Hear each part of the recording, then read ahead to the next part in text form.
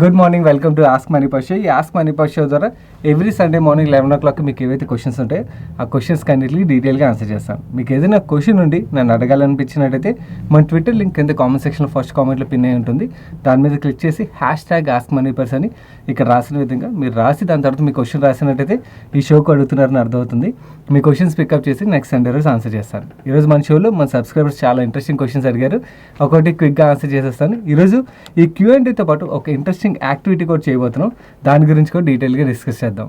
మన ఈరోజు first question Yashwant అడుగుతున్నారు. Sai garu, you often talk about concentrated portfolio but you also say that you have invested in several companies time to time. Do you maintain several portfolios or how do you go about it? What type of trading strategies as a investor do you implement? Good questions. First క్వశ్చన్కి answer చేస్తాను.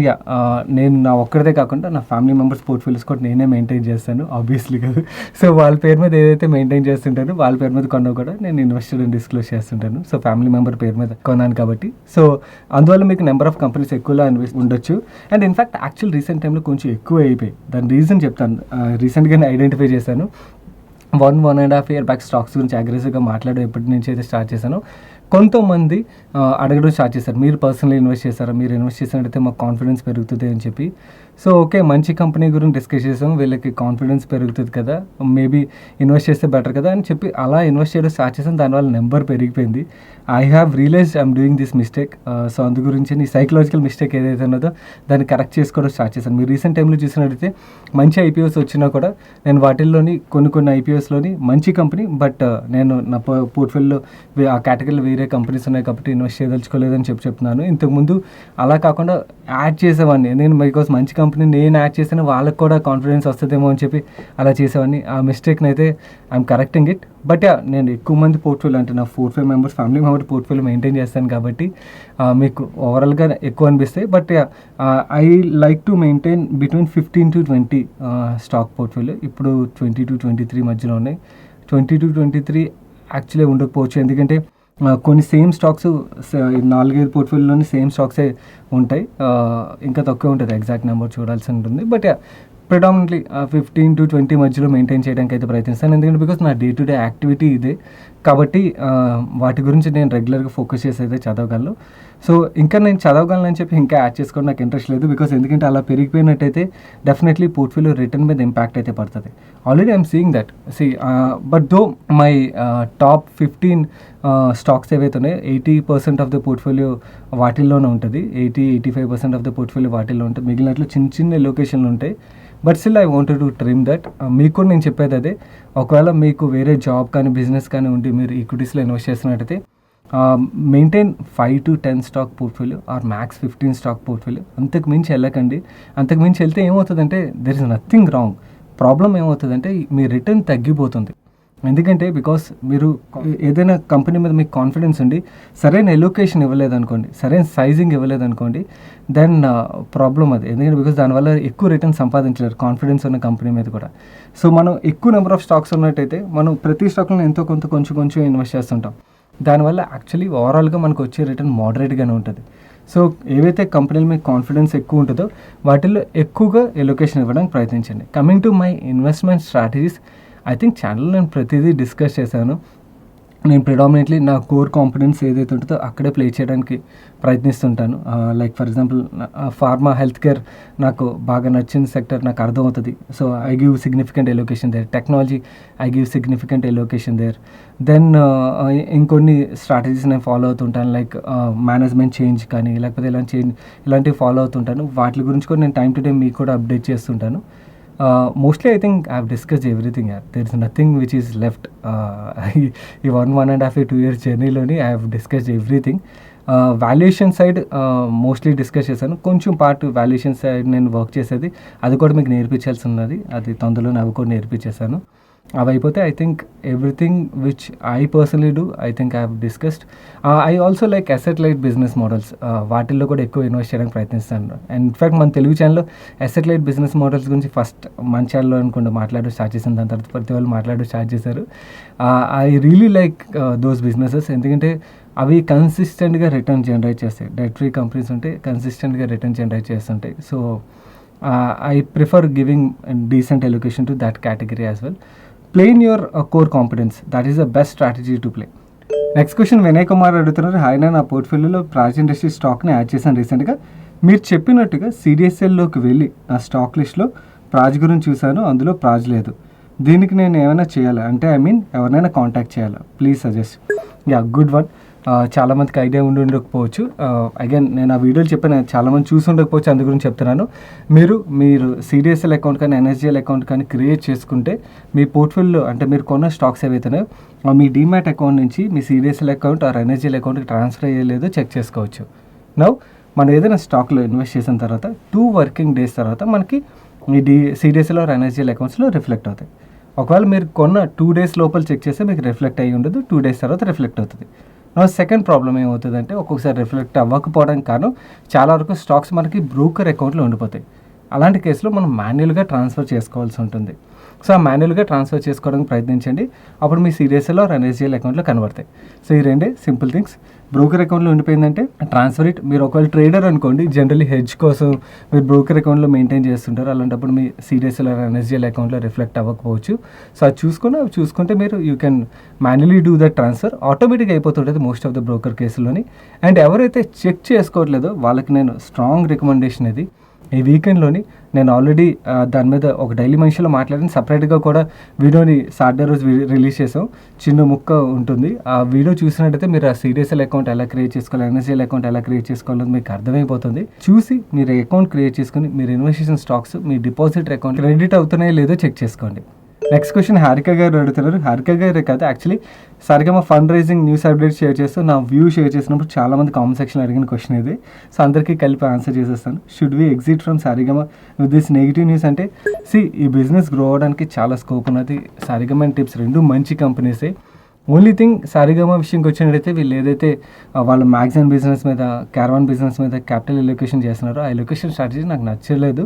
And in fact ఇది ఇప్పుడే కదా, నేను ఆ 2 కంపెనీల మీద video చేశాను కదా, డెడికేటెడ్ వీడియో, మీరు అది చూసినట్టయితే అందులో కూడా నేను అదే మాట్లాడాను. నాకు అది ఆ క్యాపిటల్ ఎలొకేషన్ స్ట్రాటజీ నచ్చలేదు. ఎందుకంటే బికాస్ వీళ్ళు మ్యూజిక్ లేబుల్ బిజినెస్ ఏదైతే ఉన్నదో ఈ మ్యూజిక్ కాపీరైట్ వీళ్ళకి 60 years వస్తుంది.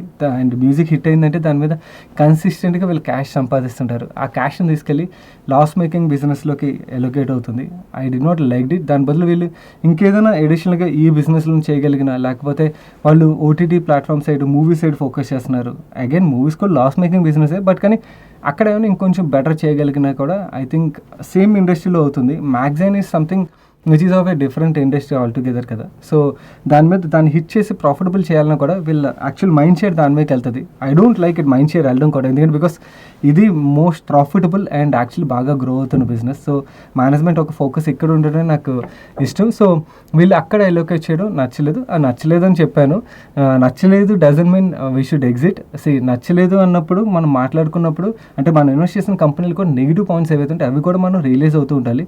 అలా రిలీజ్ అయినప్పుడు ఏమవుతుందంటే అదే సెగ్మెంట్లో మనకి ఏదైనా మంచి కంపెనీ ఇంకొంచెం లోవర్ వాల్యుయేషన్లో వస్తుంది అనుకోండి, ఐపీఓ కానీ లేకపోతే వేరే లిస్టింగ్కి వస్తుంది, ఆర్ మనకి లోవర్ వాల్యుయేషన్ దొరుకుతుంది అనుకోండి, అప్పుడు మనం ఎలొకేషన్ ఇక్కడి నుంచి అక్కడ మూవ్ చేసుకోవడానికి మనకి ఆ డెసిషన్ తీసుకోవడానికి ఈజీ అవుతుంది. లేకపోతే ఆ డెసిషన్ తీసుకోలేం. సో అందు గురించి అని చెప్పి మీకు నెగిటివ్ పాయింట్ కూడా అప్డేట్ చేస్తున్నాను. నెగిటివ్ పాయింట్ షేర్ చేశాను కదా అని చెప్పి ఎగ్జిట్ అయిపోవాల్సిన అవసరం లేదు. నెక్స్ట్ క్వశ్చన్ మాధవ్ గారు అడుగుతున్నారు. Hi money first team, given the situation that Covid cases are declining and rapid vaccination which is happening, is it good time to invest in tourism industry? Please suggest good stocks to invest in this industry. Okay, yeah, tourism revival వస్తే already బాగా impact అయిన industry కదా Covid వల్ల. So revival కూడా అంతే ఫాస్ట్గా ఉంటుంది అనుకుంటున్నాను. అండ్ ఇన్ఫ్యాక్ట్ మీకు గుర్తున్నట్టయితే మన ఛానల్లోని 500 రూపీస్ రేంజ్లో దొరుకుతున్న స్టాక్స్లో డిస్కస్ చేసిన దాంట్లోని నేను ఈజ్ మై ట్రిప్ గురించి కూడా మాట్లాడాను. అండ్ ఇన్ఫ్యాక్ట్ టూరిజం మైండ్లో పెట్టుకుని దాని గురించి అందులో ఇంక్లూడ్ చేశాను. సో టూరిజం ఇండస్ట్రీలో ఇన్వెస్ట్ చేయాలంటే హోటల్ బిజినెస్లోనే ఇన్వెస్ట్ చేయాలని లేదు. We can invest in businesses which are associated with it. ఇందులోని అసెట్ లైట్ టెక్నాలజీ బిజినెస్లు ఏవైతే వాటిలో ఇన్వెస్ట్ చేయడం కొంచెం సేఫ్. హోటల్ బిజినెస్లు కూడా మేబీ అంటే బాగా బీటెన్ అవుట్ స్టాక్స్ కదా, ఒకసారి బాగా రికవర్ అయ్యే ఛాన్స్ కూడా ఉంటుంది. నేను అది రూల్ అవుట్ చేసేయట్లేదు, కానీ ప్రాబ్లం విత్ హోటల్ బిజినెస్ ఏంటంటే మనం తెలుసుకోవాల్సింది వాళ్ళ బ్యాలెన్స్ షీట్లో డెట్ చాలా ఎక్కువ ఉంటుంది, వాళ్ళ రిటర్న్ రేషియోస్ అవన్నీ లోగా ఉంటాయి. So tactical call, short term call అయితే ఓకే, బట్ కానీ లాంగ్ టర్మ్కి అయితే hotel stocks it's not worth adding. ఇప్పుడు లిస్ట్ అయిన హోటల్ స్టాక్స్ అయితే especially it is not worth adding. So దాని బదులు asset light businesses, tourism industry అసోసియేటెడ్గా ఉన్నవి లైక్ ఐఆర్సిటీసీ కానీ, ఈజ్ మై ట్రిప్ కానీ, ఇలాంటి కంపెనీలు మనం చూడడం would be better option.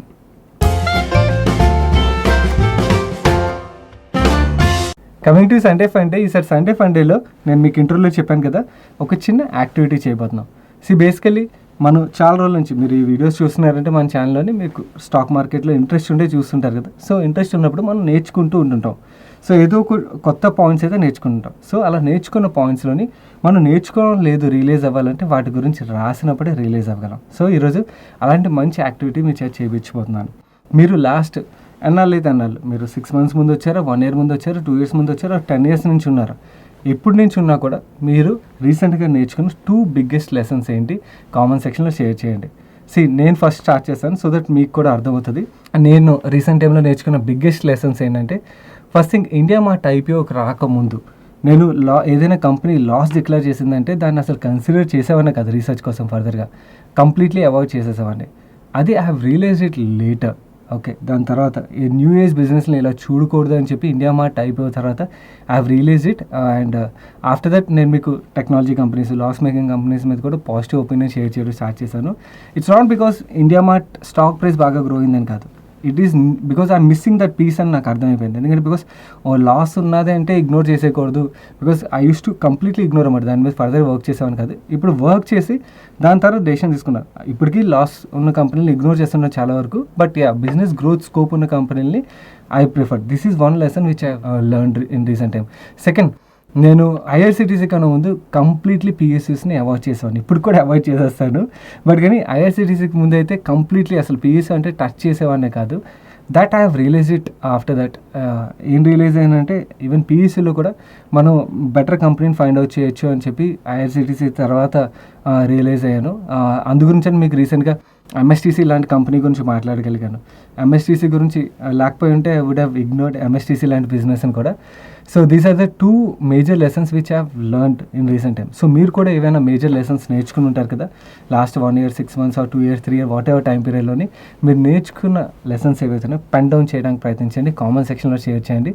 So that మీరు నేర్చుకున్న లెసన్స్ నుంచి కూడా నేను నేర్చుకోవడానికి, మన సబ్స్క్రైబర్స్ నేర్చుకోవడానికి చాలా పాయింట్స్ ఉంటాయి. సో ఆ పాయింట్స్ని వాళ్ళు కూడా నేర్చుకోవడానికి హెల్ప్ఫుల్ అవుతుంది. సో ఈ వీడియో చూస్తున్న వాళ్ళందరూ మీరు నేర్చుకున్న లెసన్స్ తప్పకుండా షేర్ చేయడానికి ప్రయత్నించండి. మిగిలిన వాళ్ళు రాసినవి కూడా ఇప్పుడు వీడియోని పాజ్ చేసి చదవడానికి ప్రయత్నించండి. ఎందుకంటే బికాస్ అవతల వాళ్ళ మిస్టేక్ నుంచి కూడా మనం చాలా నేర్చుకోవడానికి ఉంటుంది. So this is what hour Sunday funday activity. Miss అవ్వకుండా ట్రై చేయండి, యూ విల్ ఎంజాయ్ దిస్. మా నెక్స్ట్ క్వశ్చన్ చేతన్ అడుగుతున్నారు. సాయి గారు, for parents aged above 60 years, which insurance, term and health, do you suggest, cover and duration? Second question, can you suggest some good regular income generating funds like MIP or SWP? If not, suggest alternative to FD. Looking to invest in lump sum. ఓకే, 2 questions. ఒక question first, health and term విషయంకి వచ్చినట్టయితే term అయితే suggest చేయను. ఎందుకంటే because మీ పేరెంట్స్కి dependence ఉన్నారు లేదు అంటే 60 years ఏజ్ అన్నారు కాబట్టి డిపెండెన్స్ ఉండకపోవచ్చు అనుకున్నాను. టర్మ్ ఎప్పుడు యూస్ఫుల్ అంటే డిపెండెన్స్ ఉన్నప్పుడే, లేనప్పుడు మనం టర్మ్ తీసుకుని అసలు there is no use. Term తీసుకున్న తర్వాత యాక్చువల్ ప్రీమియం కట్టేది కూడా ఎక్కువ ఉంటుంది. ఎందుకంటే బికాస్ వాళ్ళ హెల్త్ కాంప్లికేషన్ ఉండొచ్చు, ఏజ్ ఫ్యాక్టర్ కూడా ఇంక్లూడ్ అయ్యి ఉంటుంది కాబట్టి ప్రీమియం ఎక్కువ ఉంటుంది. దానికన్నా హెల్త్ తీసుకోవడం is best thing. Health insurance విషయంకి వచ్చినట్టయితే కోపే లేని పాలసీలు తీసుకోండి, దట్ ఈస్ బెస్ట్ వే. ఎందుకంటే బికాస్ ఏజ్ పెరిగిన కొద్దీ ఏమవుతుందంటే హెల్త్ ఇన్సూరెన్స్ కంపెనీలు మీకు కొన్ని కంపెనీలు మీకు ప్రీమియం తక్కువగా చూపిస్తుంటాయి. ప్రీమియం తక్కువ ఉన్నాయి కదా అనుకుంటారు, బట్ కానీ వాళ్ళు ఏంటంటే కోపే ఇంక్లూడ్ చేస్తుంటారు అనమాట. అది చదువుకోండి. అంటే ఓవరాల్గా బిల్లోని మనం కొంచెం పర్సంటేజ్ పే చేయాల్సి ఉంటుంది. ఆ కండిషన్ లేని పాలసీని చూస్ చేసుకోవడం బెటర్. మీరు ఏదైనా అగ్రిగేటర్ వెబ్సైట్కి వెళ్ళి లైక్ పాలసీ బజార్ కానీ ఏదైనా మీకు కింద లింక్ ఉంచుతాను, డైరెక్ట్గా హెల్త్ ఇన్సూరెన్స్ దగ్గరికి వెళ్ళి సెర్చ్ చేయొచ్చు. అక్కడికి వెళ్ళి మీరు సెర్చ్ చేసుకుని మీకు ఏదైనా కంపెనీ బాగా అనిపించింది అనుకోండి, ఈ కోపే కండిషన్ లేకుండా డీసెంట్ ప్రీమియంలో ఆఫర్ చేస్తున్న కంపెనీ ఏదైనా ఉన్నట్టయితే మీరు ఆ కంపెనీని సెలెక్ట్ చేసుకోవచ్చు. అండ్ హెల్త్ ఇన్సూరెన్స్ పాలసీ తీసుకునేటప్పుడు ఏవైతే మేజర్గా మనం ఉండాల్సిన పారామీటర్స్, కన్సిడర్ చేయాల్సిన పారామీటర్స్ ఏవైతే ఉన్నాయో దాని మీద ఆల్రెడీ మన ఛానల్ వీడియో చేసాం. ఒకవేళ మీకు ఇంకేమైనా ఫర్దర్గా డౌట్స్ ఉన్నట్టయితే ఆ వీడియో చూస్తే మీకు అది అర్థమైపోతుంది. సెకండ్ క్వశ్చన్ విషయంకి వచ్చినట్టయితే మీ పేరెంట్స్ 60 years అన్నారు కాబట్టి బెస్ట్ ఫస్ట్ సజెషన్ అది ప్రధాన్ మంత్రి వయోవందన యోజన. బికాస్ ఎందుకంటే ఎఫ్డీ కన్నా కొంచెం ఎక్కువే ఇంట్రెస్ట్ వస్తుంది. Second, senior citizen savings scheme. ఈ 2 అయిపోయిన తర్వాత దెన్ యూ కెన్ కన్సిడర్, వీటిల్లో రిస్క్ ఉంటుంది గుర్తుంచుకోండి. బికాజ్ ఎందుకంటే ఈక్విటీ ఎలొకేషన్ యాడ్ చేస్తే మనకి డెట్ కన్నా రిటర్న్ దొరికే ఛాన్స్ ఉంటుంది, బట్ ఆ వాలటాలిటీ రిస్క్ ఉంటుంది. ఆ వాలటాలిటీని అర్థం చేసుకుంటే you can consider equity savings category are balance advantage fund category. Aggressive hybrid category కూడా ఓకే, బట్ కానీ దాంట్లోని 75% ఈక్విటీ ఉంటుంది కాబట్టి రిస్క్ కొంచెం ఎక్కువ ఉంటుంది, వాలటిలిటీ ఎక్కువ ఉంటుంది. దట్టు మార్కెట్ ఇప్పుడు బాగా పీక్లో ఉన్నది కాబట్టి దానికన్నా I think balance advantage category would be much better category. First preference Pradhan Mantri Vaya Vandana Yojana senior citizen సేవింగ్స్కి మీరు రెండింటికి ప్రిఫరెన్స్ ఇచ్చిన తర్వాత దీనికి వెళ్ళండి. ఎందుకంటే బికాస్ ఆ ఏజ్లోని రిస్క్ని అర్థం చేసుకునే కెపాసిటీ ఉండకపోవచ్చు కదా. రిస్క్ అర్థం చేసుకోగలిగినట్టయితే you can generate more return in balance advantage category. Next question Bunny అడుగుతున్నారు. హాయ్ సార్, టాటా ఎల్ఎక్సీలో ఇప్పుడు ఎంటర్ అవ్వడం మంచి డెసిషన్ అయినా ఆర్ వేరే పీర్ గ్రూప్ లోవర్ వాల్యుయేషన్లో ఉన్న కంపెనీ గురించి చెప్పండి please. Bunny, I tell you something. ఈ టాటా ఎల్ఎక్సీ గురించి మన ఛానల్లో 500 రూపీస్ రేంజ్లో ఉన్నది అనుకుంటే అప్పుడు మాట్లాడినట్టున్న ఫస్ట్ టైం. ఇది 1000కి వెళ్ళినప్పుడు నాకు సేమ్ క్వశ్చన్ వచ్చింది. 1500, 2000, 2500, 3000, 3500, ఇప్పుడు 5000కి వెళ్ళినా కూడా సిమిలర్ క్వశ్చన్ వస్తుంది. సో ప్రతిసారి నేను ఆన్సర్ చేశాను it is still a good company అని చెప్పి. టాటా ఎల్ఎక్సీ విషయంకి వచ్చినట్టయితే ఐ టెల్ యూ సంథింగ్. వీళ్ళు ఏదైతే ఆటోమేషన్ టెక్నాలజీ అండ్ అలాగే ఈవీ సెగ్మెంట్ సైడ్ టెక్నాలజీని డెవలప్ చేస్తున్నారో, ఈవీ సెగ్మెంట్ బాగా హిట్ అయినట్టయితే ఇంకా EV segment very very early స్టేజ్లో ఉన్నది. ఇంకా జస్ట్ చిన్నపిల్లలు నడ్డం స్టార్ట్ చేస్తారు కదా, ఆ స్టేజ్లో ఉన్నది. ఇంకా ఫుల్ స్టేజ్లో రన్నింగ్లో మ్యారథాన్లోకి రాలేదు.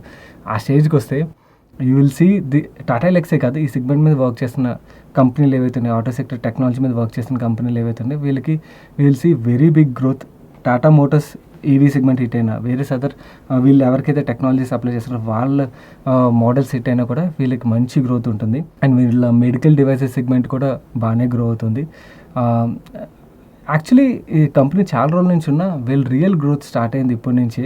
ఇంకా చాలా స్కోప్ ఉన్నదని నేను అనుకున్నాను. రీసెంట్ టైంలో మన టెలిగ్రామ్లో కూడా మెన్షన్ చేశాను. వీళ్ళు 8 times రిటర్న్ ఇచ్చినప్పుడు అప్పుడు చెప్పాను క్యాటర్పిల్లర్ నుంచి బటర్ఫ్లై కన్వర్షన్ జస్ట్ స్టార్ట్ అయిందని చెప్పి. So it is just started, ఇంకా చాలా స్కోప్ ఉన్నది. నా కమింగ్ టు ఈ సెగ్మెంట్లో వేరియస్ అదర్ స్టాక్స్ నాకు నచ్చేవి మాట్లాడాలంటే ఎల్టీటీఎస్ నేను ప్రతిసారి మాట్లాడతాను, ఎల్ఎన్టీ టెక్నాలజీ సర్వీసెస్. ఇదే సెగ్మెంట్లో నాకు బాగా నచ్చుతుంది. దాని KPIT technologies is also very good company. You can consider ఈ 3 కంపెనీల మీద వర్క్ చేసి మీకు ఏది నచ్చిందో యూ కెన్ టేక్ డెసిషన్. నేను personally I have invested in both Tata Elxsi and LTTS from very very lower valuation side. But still I see ఈ 2 కంపెనీలు బిజినెస్ గ్రో అవడానికి అయితే చాలా స్కోప్ ఉన్నదని అయితే నేను బిలీవ్ చేస్తున్నాను. నెక్స్ట్ క్వశ్చన్ శ్రీనాథ్ అడిగారు. తను చాలా మంచి క్వశ్చన్ అడిగారు, కాకపోతే క్వశ్చన్ ఒక లెంత్ ఎక్కువ ఉన్నది కాబట్టి నేను షార్ట్లో చెప్పేస్తాను మీ క్వశ్చన్ని.